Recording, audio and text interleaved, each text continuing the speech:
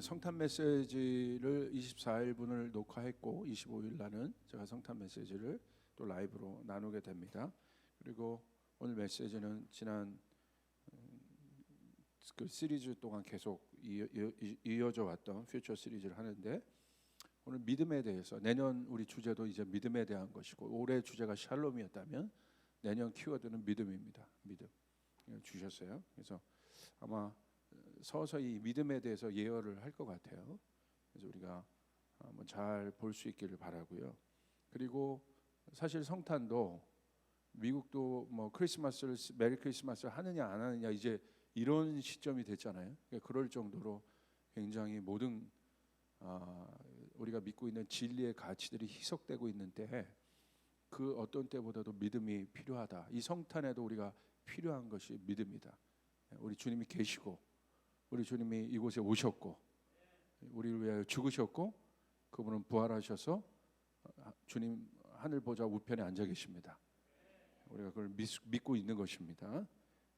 아멘.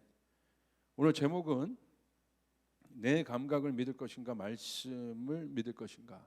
오늘 제목은 내 감각을 믿을 것인가 말씀을 믿을 것인가 라는 제목으로 말씀 나누겠습니다. 제가 계속해서 이 혼의 영역에 속고 있는 기독교 복음에 대해서 할 수만 있는 대로 지금 계속 나누고 있습니다. 왜냐하면 그만큼 심각하게 느꼈기 때문이에요.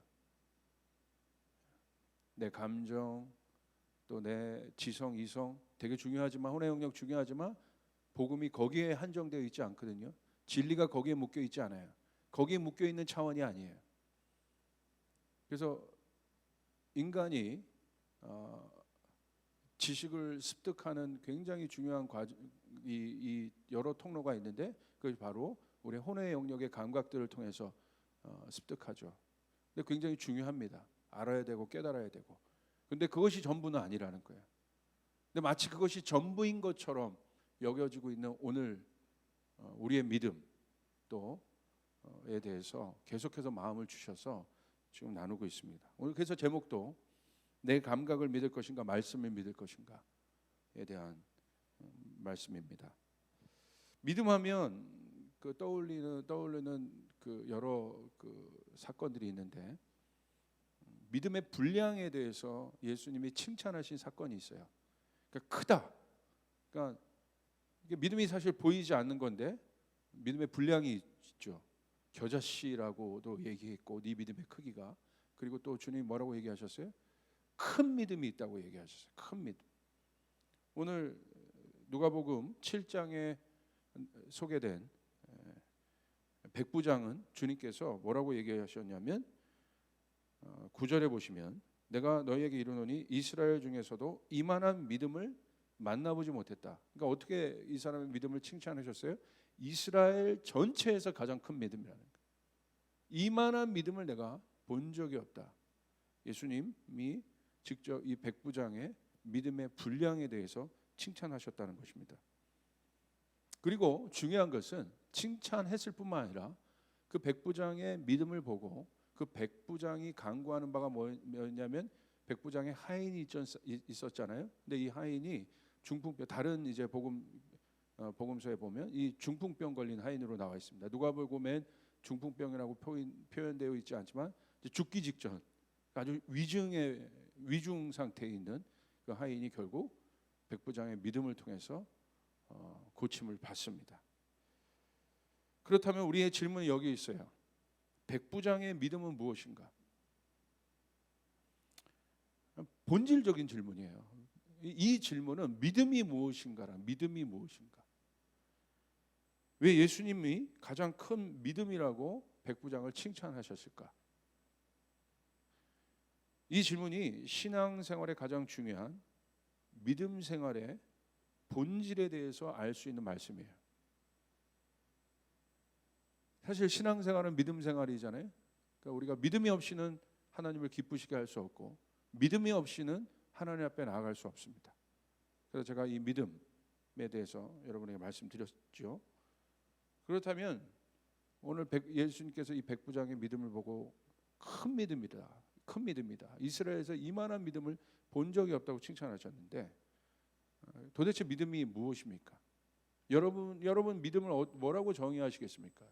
믿음의 본질은 무엇입니까? 믿음의 에센스가 무엇입니까?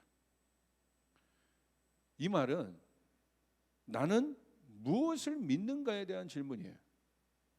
그게 믿음의 본질에 대한 질문이에요. 나는 오늘 무엇을 믿고 있는가? 이것이 믿음의 본질을 알 수 있는 아주 중요한 질문입니다. 물론 이 질문에 모든 성도들은 당연하게 이렇게 얘기할 거예요. 나는 하나님을 믿고 예수를 믿는다고 대답할 것입니다. 그런데 사실은 그렇지 않잖아요. 나는 하나님을 믿고 예수를 믿는다 얘기하지만 사실 그렇지 않아요. 그 반증이 무엇입니까? 환경과 상황에 따라 우리의 믿음이 흔들려요. 왜 흔들리냐는 거예요. 난 예수님을 믿는다면서요.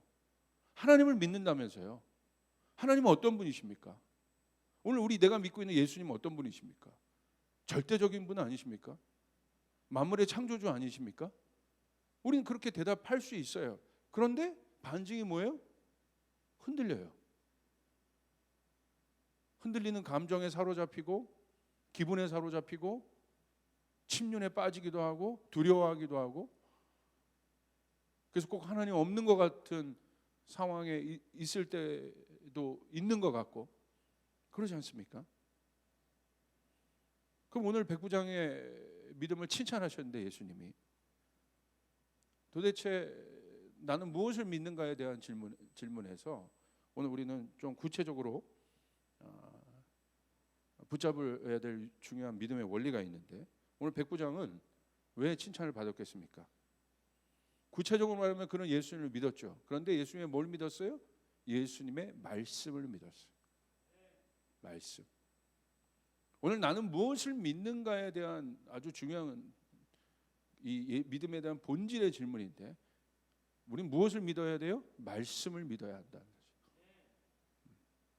오늘 제목처럼 내 감각과 상황과 내 능력을 의지하고 믿는 것이 아니죠. 말씀을 믿어야 된다는 말씀을. 오늘 7절을 보십시오. 백부장이 뭐라고 얘기했습니까? 예수님께 요청했습니까? 말씀만 해주십시오. 내 하인을 낫게 하소서. 말씀을 믿었다는 거예요. 말씀을. 이 본문이 마태복음 8장에도 기록되어 있는데 거기는 이렇게 조금 더 구체적으로 기록되어 있어요. 한마디 말씀만 해주십시오. 제발 주님.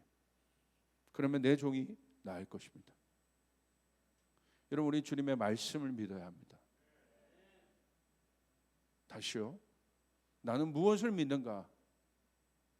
믿음의 본질에 대한 질문이에요. 믿음이 무엇인가에 대한 질문이 바로 나는 무엇을 믿는가에 대한 질문인데 오늘 백부장의 믿음을 보고 우리 뭘 깨달아야 돼요? 말씀을 믿어야 한다. 말씀을 의지해야 된다는 거예요. 말씀을 붙잡아야 된다는 거예요. 그래야 흔들리지 않습니다.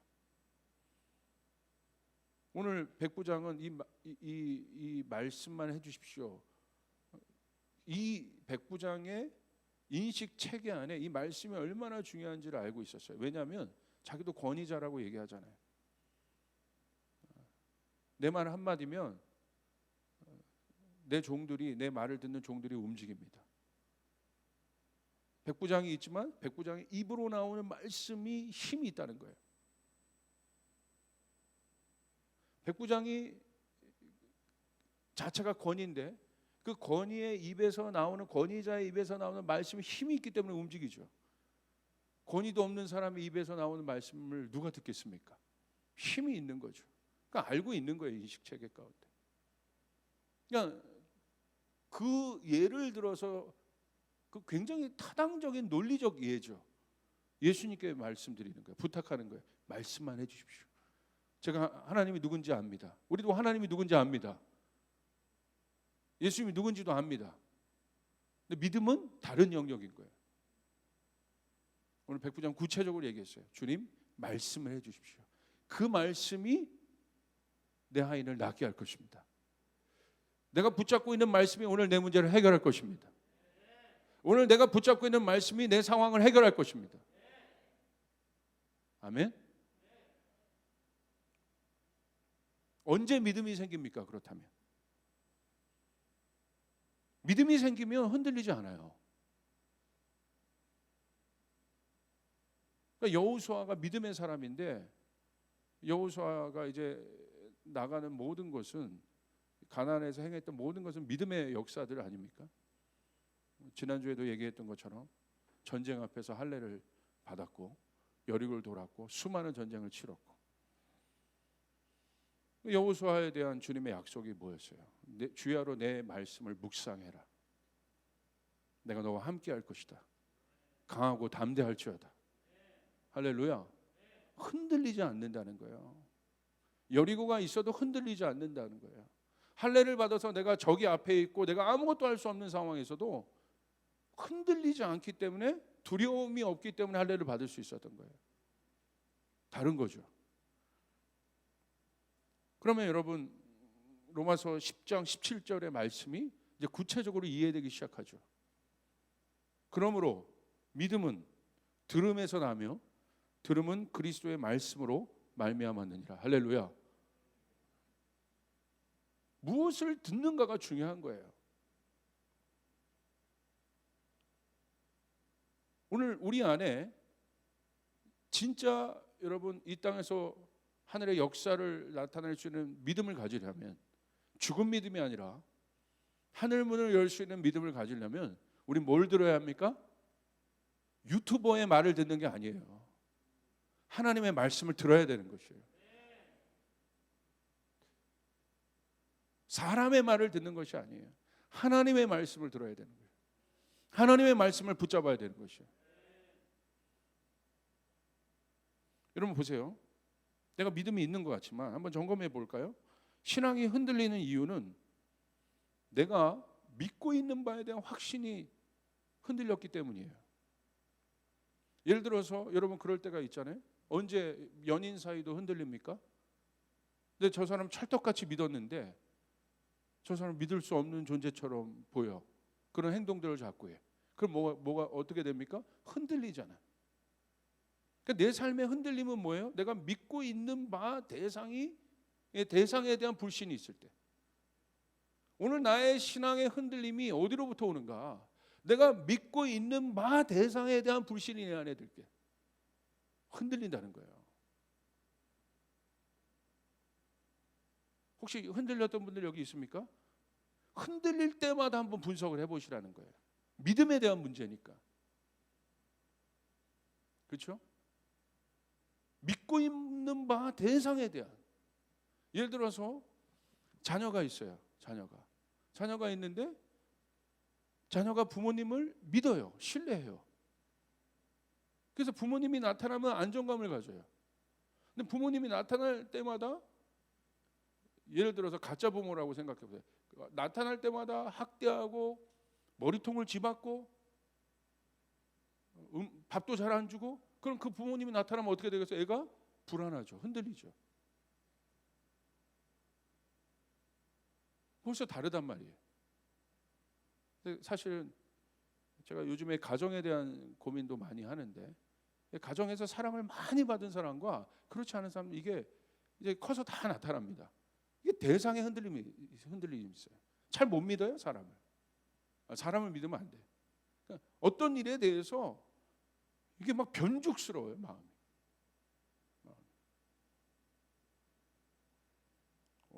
지금 가정 설교로 가면 안 됩니다. 자, 그러니까 믿음에 대해서 다시 돌아와 봅시다. 결국 여러분 아담과 하와의 예를 한번 들어봅시다. 결국 사단이 한 일은 무엇입니까? 하나님의 말씀을 의심하도록 했다. 하나님의 말씀을 한 번도 의심한 적이 없는데 하나님의 말씀을 의심케 했어요. 어떤 일이 일어났습니까? 의심하는 순간 그들의 모든 것이 흔들리기 시작했다. 그들이 갖고 있는 지성, 이성, 감성, 혼의 영역의 모든 것이 흔들렸어요. 결국 어떤 존재가 되었습니까? 나무에 숨는 존재가 되었다. 그게 흔들림의 증거입니다. 두려움과 수치스러움을 견딜 수 없는 거예요. 지금 나무에 숨었다는 건 견딜 수 없는 거예요. 이거 지금 극복 못하고 있는 거예요. 유리 멘탈이 된 겁니다. 하나님의 사람이 얼마나 강한 존재입니까? 세상을 다스리고 정복하고 번성케 하고 풍성케 하는 존재들이 우리들인데, 여러분 믿습니까? 우리는 그 빛인데 어둠이 딱 들어와 버리니까 의심을 해버려요. 빛이 없어. 그러니까 흔들리는 거예요. 빛이 없으니까, 죄가 있으니까 빛이 없죠. 그 의심을 통해 죄가 들어온 거잖아요. 하나님의 말씀을 안 믿는 거잖아요. 말씀으로부터 벗어난 거예요. 그 히타이, 죄의 그 본질입니다. 말씀에서 벗어난 것, 관역에서 벗어난 것. 거기서부터 흔들리기 시작했다. 오늘 인류의 모든 불안함은 하나님의 말씀으로부터 벗어난 거예요. 그게 죄예요. 관역으로부터 벗어난 거예요. 주님의 원 의도로부터 벗어난 것입니다.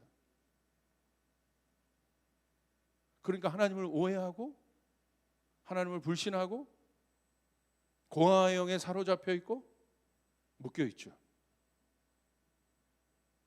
그런 사람들에게는 항상 우상이 필요한 거야. 사람이 우상이 되기도 하고 자기 그 결핍을 채워줄 뭔가를 자꾸 찾아요. 주님으로만 만족을 못하는 거예요. 자꾸 뭔가를 더 원하는 거예요. 자꾸 뭔가를 더 인정받기를 원하고 알아주기를 바라고. 그게 사람의 종입니다. 사람의 종. 혼의 사람이고 육의 사람인 거예요. 그렇죠? 중요한 건 뭡니까? 하나님의 말씀으로부터 벗어났더니 송두리째 그들이 흔들렸다. 빌리 그레이엄 목사님이 이런 얘기 하셨어요. 조영규 목사님이 빌리 그레이엄 목사님 예를 들으시더라고요. 근데 빌리 그레이엄 목사님이 그러셨대요. 20대 때 친구들 어떤 그룹이 있었는데 하나님의 말씀을 철학과 세상 학문으로 보는 어떤 모임이 있었대. 근데 그 말씀에 그 그룹에 있었는데 계속 그렇게 보다 보니까 어떤 경험을 이 빌리 그레이엄 목사님이 했냐면 하나님의 말씀에 대한 엄청난 의심이 생기기 시작했다는 거예요. 그 안에 굉장히 맞는 분석들 같은데 다 혼의 영역에서 하나님의 말씀을 자꾸 보니까 내 감각, 내 지성, 내 경험, 나의 어떤 것 안에서 하나님의 말씀을 자꾸 판단하고 분석하고 그 모임 가운데 계속 있다 보니까 빌리 그레이엄 목사님이 어떤 분입니까? 이분 믿음의 사람이잖아요. 얼마나 많은 하나님의 일들을 나타냈습니까? 이 땅 가운데 하나님이 쓰신 사람이잖아요. 그러니까 그 고백을 하셨다는 거예요. 그때 자신의 신앙이 송두리째 흔들렸다는 거예요. 제가 그 비유를 듣는데 그게 확 와닿았어요. 왜 흔들릴까? 오늘 우리의 믿음이 조금만 어려움이 오면 왜 흔들릴까? 환경과 상황을 왜 우리가 물론 어렵지만 그것을 믿음으로 성경에 보면 다 믿음으로 그것들 돌파한 이야기들인데 왜 우리 안에는 그것들이 적용이 되지 않을까? 결국 내린 결론은 뭐냐면 이거예요. 나는 무엇을 믿는가? 믿음의 본질에 대한 질문들을 던져야 되는 거예요. 하나님의 말씀을 내 감각 창고에 담아두고 있는 거예요. 하나님의 말씀을 영으로 받는 것이 무엇인지를 모르고 있는 거예요. 내 감각만큼 하나님을 아는 거예요. 그래서 내 감각에서 벗어나면 하나님도 없는 거야. 흔들리는 겁니다. 인간의 감각이 얼마만큼 물론 인간의 감각이 개발되고 발전되고 여러분 단련시키고 상승시킬 수 있지만 어디까지 하겠습니까? 그걸 한계가 있잖아요. 그 차원의 하나님의 말씀을 가둬둔다는 거예요. 하나님의 말씀은 영이신 거예요. 하나님은 영이시기 때문에 하나님의 말씀은 영입니다. 영. 혼의 영역에서 하나님의 말씀을 가둬놓고 있는 거예요. 그러니까 평상시에는 속는 거야. 내가 믿음이 있는 것 같아. 그런데 어려움이 오거나 내가 내 능력으로, 내 감각으로 감당할 수 없는 사람들이 나타나거나 그런 환경이 나타나면 그냥 다 흔들려 버리는 거야. 지도자들은 명심하십시오. 사역자들은 명심하십시오. 우리가 이 시대에 이때 믿음으로 더 서 있어야 하는 이유, 너무나 많은 곳에서 이 진리가 왜곡되고 있기 때문에, 심지어 주님의 오심마저도 어떻게 보면 의심하고 있는 그런 시대 속에서 우리가 살고 있기 때문에, 메리 크리스마스 한번 하는 것이 심각한 문제가 되는 어떤 시대 가운데 우리가 살고 있는 시대가 그렇다는 거예요. 믿음이 뭔가, 믿음이 나는 무엇을 믿고 있는가 오늘. 그것은 굉장히 중요한 거라고 저는 생각합니다. 여러분, 하나님의 말씀을 의심한다는 것은 결국 하나님 대신에 자신을 믿는다는 거예요. 그게 죄죠. 하나님이 있어야 돼. 마귀의 오늘 미혹은 그거였지 않습니까? 하나님의 위치에 네가 가라는 거예요. 대체시키라는 거예요. 그러니까 너를 믿으라는 거야. 하나님 없이 하나님 되고자 하는 욕망의 존재가 인간이죠. 그게 죄죠. 이것은 변함이 없는 하나님의 말씀이 아니라 자신의 이성, 지성, 감성 등을 믿겠다는 거예요. 내 능력으로 할 수 있다는 거예요. 물론 내 능력으로 할 수 있죠. 하나님 안에서, 하나님을 믿는 믿음 안에서 하나님이 내 능력을 사용하시는 거죠. 내 지성을 쓰시는 거죠. 내 감각을 쓰시는 거죠. 여러분 믿습니까? 내 자체로 만들어낸 능력이 아닌 거죠. 혼에 속한 사람, 육에 속한 사람이 돼버렸어요. 그들이 믿었던 자신의 능력은 오히려 그들에게 수치심, 두려움, 죄책감을 주어 그들을 흔들어 버렸다는 사실에 주목해 봐야 합니다.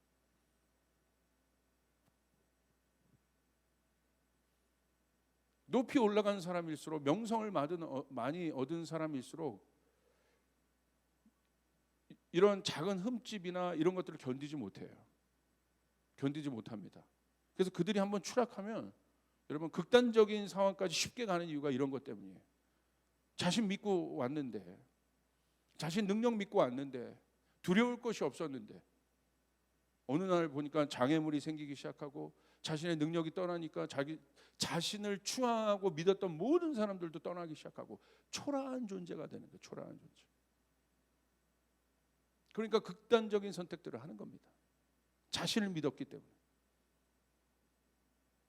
왜 하나님을 안 믿을까요? 그거예요. 본질적으로는.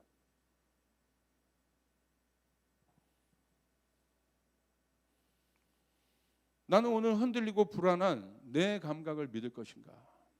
그렇다면 여러분 질문해 봅시다. 자기 자신을 믿는가에 대해서 한번, 자기 자신을 사랑하고 아끼는 것과 믿는 것은 다릅니다.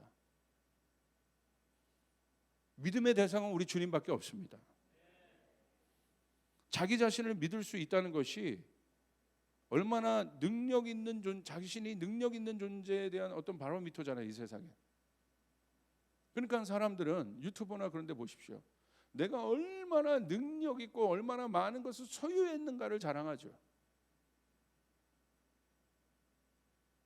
뭐 인스타그램이나 이런 데 봐도 뭐 여성들은 주로 외모적인 거, 또 자기의 삶의 어떤 부유함과 풍성함, 이런 것들을 다 쇼잉하는 거잖아요. 쇼잉 문화란 말이에요. 보여주기 문화. 그 뭐냐면 나 너무 좋다는 거야. 그걸 보면서 본인도 만족하고, 또 그러지 못한 사람은 또 그런 것들을 보여주는 사람들을 팔로우하면서 막 또 대리만족을 합니다.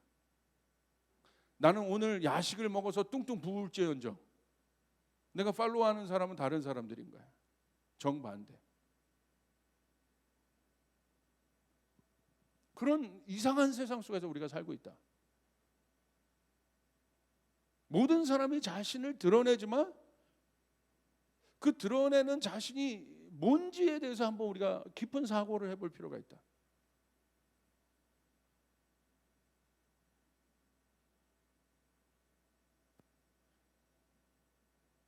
자기 자신을 믿을 수 있는가? 여러분 어떻습니까? 여러분 여러분의 자신의 능력에 대해서 얼마만큼 믿고 있습니까? 오늘 우리의 신앙이 흔들린 이유는 믿음을 자신의 감각 위에 두기 때문에 그렇습니다. 자신이 경험하고 느끼고 이해하고 받아들이고 증명하는 감각에 내 믿음을 넣기 때문이에요. 그러니까 하나님도 거기 계신 거예요. 하나님이 내 감각을 벗어날 수가 없는 존재인 거예요. 이거 굉장히 본질적인 질문이죠. 하나님이 내 이성을 벗어날 수가 없는 거야. 하나님이 내 경험을 벗어날 수가 없는 거야. 하나님이 내가 갖고 있는 세계관을 벗어날 수가 없는 거예요. 그분이 하나님입니까? 그분이 하나님이세요? 내가 믿고 있는 하나님의 존재십니까? 그러니까 그것이 종교적인 유대인들에게 자기가 생각했던 그 메시아의 이미지가 있거든요. 상상이 있는 거야. 예수님이 그렇게 오니까 못 받아들이는 거예요. 못 받아들이는 거. 그들이 얼마 복음이 종교화, 그러니까 진리가 종교화됐다는 것이 이렇게 무서운 거예요. 예수님이 그 앞에 나타나서 어마어마한 능력을 행해도 안 믿잖아요. 이유는 뭐예요? 벗어났다는 거야. 내가 알고 있는 바를 벗어났다는 거야. 내 세계관을 벗어났다는 거야. 그러니까 편협한 복음이 돼버렸어요. 여러분 교회도 보십시오. 얼마나 많은 분열들이 있습니까? 다 자기가 믿고 있다는 것이 옳다는 거야. 들어보면 본질에 대한 질문들이 아니에요. 현상과 상황과 자기 주장들이에요. 저는 누가 저를 지금 이 설교를 들었다면 당신도 자기 주장이잖아. 잘 들어보세요. 이게 자기 주장인가? 본질에 대해서 이야기하면 할 말이 많습니다. 반대의 개념이 없어요. 오히려 더 배울 수 있고 더 상승시킬 수 있어요. 그러니까 이 본질에 집중한 사람들은 항상 뭐에 대해서 아냐면 배우려고 한다는 거예요. 배우려고. 이게 갇혀 있지 않아요. 나이가 들어도 유연합니다. 어린애 아이들에게도 배웁니다. 어디 가서나 티처블 하트가 있어요. 배우려고 한다는 거예요. 그래서 이런 사람들 옆에 가면 나이가 들어도 프레시합니다. 그러니까 여러분 힙합이나 이런 데를 보면 저는 요즘 세대 정서를 제일 잘 나타나고 있는 것 같은데, 그러니까 막 그 정서들 얘네들 되게 정직한 것 같아. 그러니까 거기 예전에 뭐 유명한 힙합 1세대들이 막 나오면 그들이 어떻게 하냐면 리스펙트 합니다. 되게 리스펙트해요. 아 좋다고 리스펙트해요. 근데 뭐라고요? 저는 저기 누구 뭐 대은전 쌤 리스펙트해요.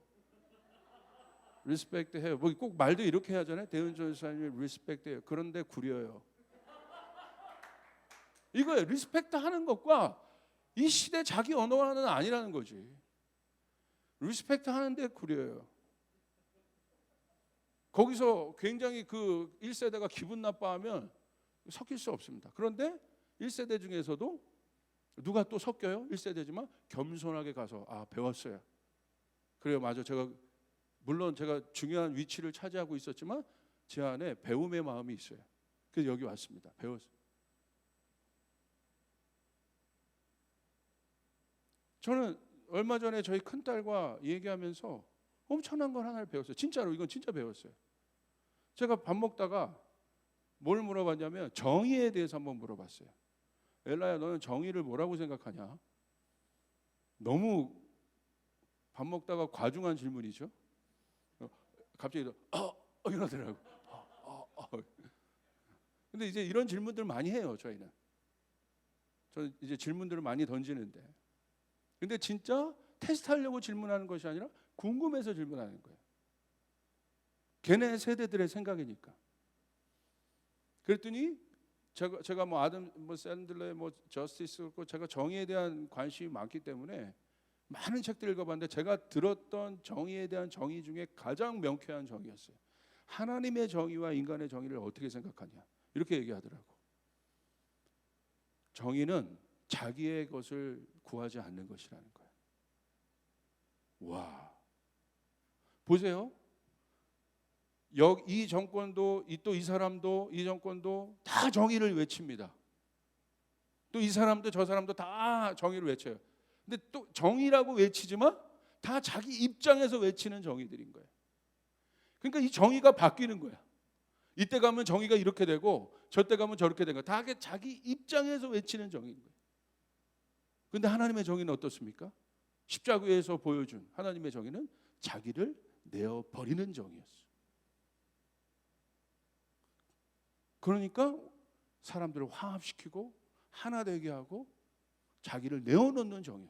깜짝 놀랐어요. 배웠어요, 진짜. 어디 가서 정의를 설명하면 전 이걸 설명할 겁니다. 배울 수 있다는 거예요. 그 마음에 유연성이 있어요.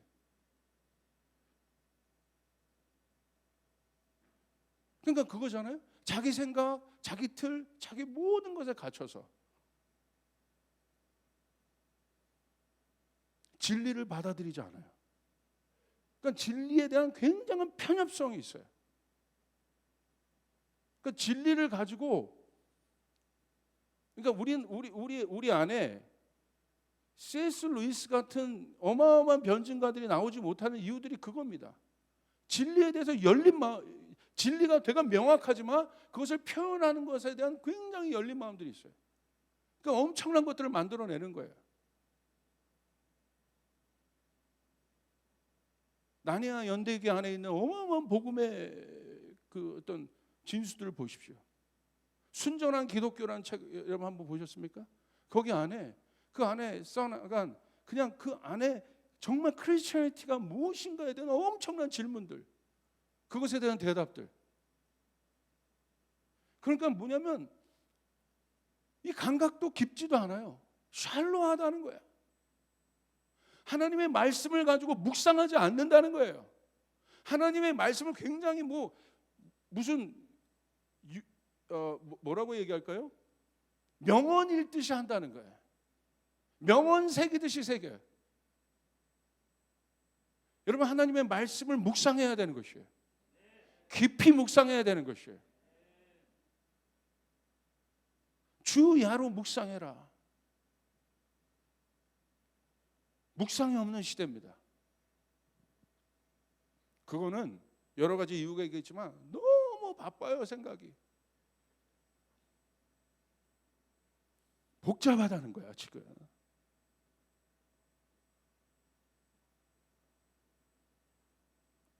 이에 대한 비유가 있습니다. 말씀에 대한 비유. 마태복음 13장에 가시면 말씀의 밭에 대한 비유가 있죠. 마태복음 13장 18절부터 23절. 씨 뿌리는 비유를 들으라. 말씀이 떨어집니다. 말씀은 똑같은데 어디에 떨어질 것인가? 어디에 떨어져서 어떤 밭에 떨어질 때 열매를 맺게 되는가? 구체적으로 있습니다. 19절. 아무나 천국 말씀을 듣고 깨닫지 못할 때는 악한 자가 와서 그 마음에 뿌려진 것을 빼앗나니 이는 곧 길가에 뿌려진 자예요. 길가. 이 사람 보십시오. 듣고 깨닫지 못해요. 길가에 떨어진 밭은 뭐냐? 듣고 깨닫지 못한다. 지식으로만 들었기 때문이에요. 깨닫지 못했다는 것에 방점을 두십시오.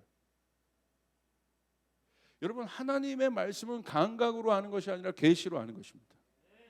하나님을 알게 해주셔야 되는 거예요. 성령께서 내 눈을 뜨게 해주셔야 돼요. 그때 깨닫는 거예요. 그걸 깨달았다고 하는 거예요. 봤다고 하는 거예요. 머리로 아는 게 아니에요. 성령께서 알게 해주시는 거예요.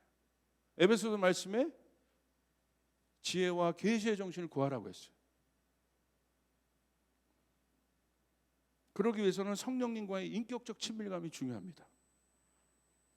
성령님은 주석책이 아니에요. 이 말씀 단순히 책에 쓰여 있는 문자가 아니에요. 하나님의 말씀은 그냥 하얀 표면에 써 있는 문자가 아니에요. 우리가 이 말씀, 하나님 말씀 뭐라고 했어요? 우리는 어떤 존재라고 성경에 기록되어 있어요? 우리는 떡으로만 사는 존재가 아니다. 하나님의 말씀을 먹고 사는 존재들이다. 할렐루야. 그 말씀을 먹을 때 역사가 일어나게 돼요. 말씀을 먹을 때 그것이 우리가 그 생명의 떡, 말씀. 우리는 떡으로만 사는 존재가 아니라고 얘기하신 거예요. 감각으로 알기 때문에 못 아는 것입니다. 믿지 않는 사람이 말씀을 이해하는 것과 내가 이해하는 것이 뭐가 다른 것입니까? 내가 깨달았다는 것이 무엇이 다른 거예요? 불경에서 저희 고모가 지금은 아주 신실한 그리스도인데 오랫동안 국어 교사를 하시다가 그러니까 불교에 심취하셔서 동국대학원에 가서 불교 학위까지 하시고 저랑 그때 이제 전도할 때 대화를 해보면 말씀에 대해서 막 제가 얘기하면 그런 말씀하세요. 지훈아, 다 알겠는데 네가 말하는 거 불경에도 다 있어. 좋은 말이야. 맞아. 하나님의 말씀이 그냥 단순히 좋은 말입니까? 아니라는 거예요. 감각으로 깨닫는 것이 아니에요. 여러분 지혜와 계시의 성실을 구하셔야 되는 거예요. 내 눈을 열게 하여 주시옵소서. 길가에 떨어진 것이 아니라. 두 번째 20절 보십시오. 돌밭에 뿌려졌다는 것은 말씀을 듣고 즉시 기쁨으로 받되 그 속에 뿌리가 없어 잠시 견디다가 말씀으로 말미암아 환난이나 박해가 일어날 때는 곧 넘어지는 자요. 뭐라고 되어 있습니까? 기쁨으로 받긴 받아. 그런데 뿌리가 약해져서 환난이나 어려움이 오면 그냥 넘어지고 쓰러진대. 무슨 말입니까? 감정으로만 받았다는 거야. 하나님의 말씀. 내가 감정이 좋을 때 저 사람이 해주는 모든 말은 다 좋은 거야. 그런데 내가 기분이 나쁘면 무슨 말을 해도 좋은 말, 생명의 말, 유익한 말을 해도 듣기 싫은 거야. 그게 믿음은 아니에요. 그게 믿음이 아니야. 그 사람은 여러분 사제 관계에 있어도 좋은 제자가 아닙니다. 제자는 스승을 팔로우하는 거예요. 스승을 따라가는 거예요. 우리는 예수님을 따라가는 사람들이에요. 할렐루야. 예수님이 나에게 맞추라는 것이 아니라 우리가 예수님께 맞춰야 되는 것이에요. 아멘. 그게 제자도의 첫 번째예요. 감정으로 받는 거예요. 감정으로. 그러니까 이런 사람들이랑 있으면 살기 힘들어요. 눈치 보느라고 정신이 없어. 집에서도 그냥 들어갈 때 여러분 예수 믿으면 가정이 행복해지는 이유가 뭐냐면 다 믿음 위에 서기 때문에. 들어갈 때 그냥 막 화났다고 뭐 들어가면 벌써 이게 아우라 풍기고 막 난리 나는 거야. 애들은 아그들 지대 아우라 풍기고 들어가가지고 문 하나 닫는 것도 탁 닫고 남편은 남편대로 아우라 풍기고 부인은 부인대로 도마질하고 어떻게 살아요? 우리가 그런 존재라는 거야. 그런 연약한 존재. 오늘 성경에 뭐라고 되어 있습니까? 그 밭은 돌밭이다. 환난이나 어려움이 오면 내가 갖고 있는 기쁨보다 넘은 환난이나 어려움은 그냥 쓰러진다. 세 번째 22절 가시떨기에 뿌려졌다는 것은 말씀을 들으나 세상의 염려와 재물의 유혹에 말씀이 먹혀 결실하지 못한 자. 무슨 말입니까? 세상 감각으로 가득한 사람이라는 거예요. 하나님의 말씀을 바라보는 관점이 세상적이에요. 세상적 사고방식으로 하나님의 말씀을 봐요. 모든 것이 세속적이에요. 당연히 믿음이 생길 수 없습니다. 이런 밭은 믿음이 생기지 않는다는 거예요. 하나님의 말씀이 들어갈 수가 없기 때문에. 그런데 23절 좋은 땅이 나옵니다. 좋은 땅에 뿌려졌다는 것은 말씀을 듣고 깨닫는 자니. 명심할 것은 여기 있죠. 말씀을 듣고. 믿음은 들음에서 나오는 것입니다. 하나님의 말씀을 들음에서 나오는 것이에요. 근데 듣는 것에 그치는 것이 아니라 어떻게 돼요? 깨닫고 그 다음에 어떻게 합니까? 결실하기까지 합니다. 다시 말하면 무엇입니까? 믿음으로 받았다는 거예요. 하나님의 말씀을 내 감각으로 받은 것이 아니라 믿음으로 받았다는 것이에요. 여러분 한번 쫓아해 볼까요? 하나님의 말씀을 읽고 듣고 묵상하고 마음에 깨달아야 한다. 하나님의 말씀을 읽고 듣고 묵상하고 그 묵상이 성령님의 도우심으로 말미암아 내 마음에 깨달아질 때 뭐가 생깁니까? 믿음이 생기는 것이에요. 믿음이 생겼다는 건 확신이 생겼다는 것입니다. 나는 주님을 믿습니다. 앞에 여리고가 있어도 주님을 믿습니다. 앞에 골리앗이 있어도 주님을 믿습니다. 앞에 홍해가 있어도 주님을 믿습니다. 자기 신념이 아닌 거예요.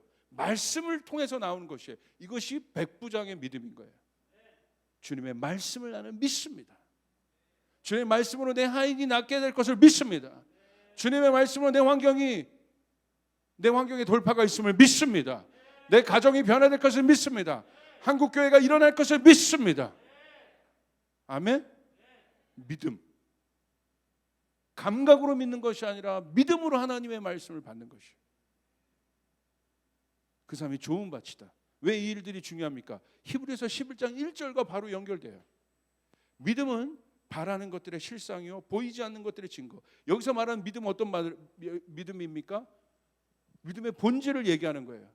자기 감각을 믿는 믿음이 아니라 하나님의 말씀을 믿는 믿음은 그 바탕 위에서 꿈꾼 그 바탕 위에서 소망하는 모든 것들은 이루어지게 될 것이다. 할렐루야. 다시요. 내 감각으로 믿은 믿음 위에서 꿈꿀 수 없습니다. 내 감각으로 믿은 믿음 위에서 비전을 가질 수 없습니다. 하나님의 말씀을 붙잡을 때 우리는 그 믿음 위에서 하나님의 꿈을 붙잡을 수 있는 것이에요. 그 바람이 현실이 되게 되는 것이에요. 주님 말씀만 해주십시오. 백부장처럼 내 하인이 나을 것입니다. 바람이에요. 이루어진 것이에요. 그냥 히브리서 11장 1절을 그냥 단순하게 아는데 굉장히 중요한 믿음의 본질에 대한 믿음의 에센스에 대한 정의 아니겠습니까? 이 믿음이란 한 단어를 찾기 위해서 앞에 제가 했던 이 많은 그 앞에 내용들이 있는 거예요. 그 믿음이 실상이 된다는 거야. 내 감각에 담겨진 믿음이 실상이 된 것이 아니라 말씀을 들음으로 내 안에 생겨진 믿음이 실상이 된다는 것이에요. 이 실상은 무엇입니까? 원어로 보면 휘포스타시스라고요. 이거는 본질의 실체를 말하는 거예요. 본질. 믿음이 본질이잖아요. 사랑이 본질이잖아요. 근데 이게 추상적인 것이 아니라 실체라는 거예요. 실체. 하나님은 사랑이십니다. 본질이십니다. 예수님이 그 사랑의 실체가 돼서 오셨어요. 그리고 예수님의 그 사랑은 십자가에서 실체가 돼서 우리에게 보여진 바 되었어요. 우리가 나타난 바 되었습니다. 이게 휘포스타시스예요. 실체. 다시 말하면 이런 거예요. 증빙서류, 등기서류 같은 거예요. 예를 들어서 내가 집문서를 가졌어요. 내가 집문서를 가졌다는 것은 저 집이 내 눈에 보이지 않아도 그 집문서가 있다는 것은 그 집이 내 거라는 얘기야. 할렐루야. 이게 휘포스타시스예요. 실상이라는 것이에요. 너무나 확실하다는 거예요. 보이지 않지만 실체하는 것. 이게 믿음이에요. 말씀이 영원한 것입니다. 푸른 마르고 꽃은 시드나 하나님의 말씀은 영원한 거예요. 우리는 이 말씀을 읽고 듣고 묵상하고 마음에 깨달아야 돼요. 성령께서 우리에게 깨닫게 하셔야 돼요. 그러기 위해서는 우리가 어떻게 해야 됩니까? 십자가로 다시 돌아가야 돼요. 왜 십자가로 돌아가야 되느냐? 우리의 모든 의심의 감각들, 하나님의 말씀을 의심하고자 하는, 여러분 주의 종이 하나님의 말씀을 선포할 때 여러분 믿음을 받으시길 바랍니다. 의심의 감각들이 올라올 때, 가나안을 앞에 두고 그들의 의심의 죄의 본성의 감각들이 올라왔을 때 그들은 약속의 땅을 취하지 못하고 믿음으로 나아가지 못했습니다. 내 안에 의심의 감각들이 올라올 때 그 의심의 감각들이 처리된 곳은 어디입니까? 그 말씀이 증명하는 바, 말씀이 육신이 되어 우리 가운데 보인 바 되었고 그 말씀이 우리 안에 육신 안에 거하셔서 우리의 모든 죄의 의심의 감각을 해결한 그곳이 어디입니까? 십자가라는 것이에요. 저 십자가 위에서 그 모든 죄의 의심의 감각들을 못 박아야 되는 것이에요. 부인해야 되는 것입니다. 여러분 안에 하나님의 말씀이 있습니다. 여러분 한우카 빛의 절기가 끝나서 수전절이 끝났어요. 지난주에. 사실 오늘 빛에 대해서 설교하고 싶었는데 그건 25일 날 제가 할 겁니다. 빛이 우리 안에 있습니다. 예수의 빛이 우리 안에 있습니다. 확신하여 여러분 나가시길 바랍니다. 십자가를 선포하시고 우리 안에 그 의심이 들 때마다 그 의심의 죄의 의심의 감각, 그 의심의 감각을 통해서 사단은 우리에게 들어옵니다. 그 모든 사단의 의심, 또 우리 안에 있는 그 죄의 본성들을 깨트릴 수 있는 것이 십자가밖에 없는 것이다. 여러분 십자가를 중심에 두시고 여러분 승리하시는 여러분 되시기를 주님의 이름으로 축복합니다. 흔들리지 말고, 믿음 위에서 흔들리지 말고 지극히 높이 계신 그분을 높여드리고 찬양하고, 어떤 때보다도 여러분 이 성탄절이 여러분 가장 의미 있는 여러분 그런 성탄절이 되시길 바랍니다. 믿음에서, 믿음의 눈으로 바라보는 성탄절, 예수님의 오심을 기뻐하는 그 성탄절, 그 어떤 때보다도 어렵지만 오히려 이럴 때 우리가 더 믿음을 가지고, 우리가 때로는 격리된 것 같고 갇혀있고 한 발자국도 움직일 수 없는 상황 같지만 믿음으로, 믿음의 찬양을 하며 승리하는 여러분 되시기를 주님의 이름으로 축복합니다. 기도하시겠습니다. 하나님 감사합니다. 우리 가운데 믿음을 주시옵소서. 나사렛 예수 그리스도 이름으로 명하노니 우리 안에 의심과 불안과 두려움과 이 모든 것, 주님으로부터 오지 않은 모든 것들 예수 그리스도의 십자가의 보혈의 공로로 힘입어 이 시간 선포합니다. 예수 이름으로 선포합니다. 이 시간 이 예배를 드린 모든 성도들의 심령에서 떠나갈지어다. 우리 예수님의 오심을 기뻐하게 도와주시옵소서. 송축하게 도와주시옵소서. 찬양하게 도와주시옵소서. 찬양하라 내 영혼아, 깰지어다 내 영혼아. 우리 여호와 하나님을 찬양하게 도와주시고 우리 예수 그리스도를 찬양하게 도와주시고 우리 안에 이 말씀을 주시니 감사합니다. 우리 말씀을 오늘 들었기 때문에 오늘 우리 가운데 이 믿음을 주시옵소서. 백부장의 역사가 일어나게 도와주시옵소서. 조이풀 교회 가운데 백부장의 믿음을 가진 자들이 일어날지어다. 하나님의 말씀을 주야로 묵상하는 사람들이 일어나게 도와주시옵소서. 하나님의 말씀을 내 감각에 가둬놓지 않게 도와주시옵소서. 성령님 임하셔서 십자가를 계시하여 주시고 눈을 뜨게 하여 주셔서 하나님의 말씀을 깊이 알아갈 수 있도록 축복하여 주시옵소서. 감사합니다. 예수님의 이름으로 기도드립니다.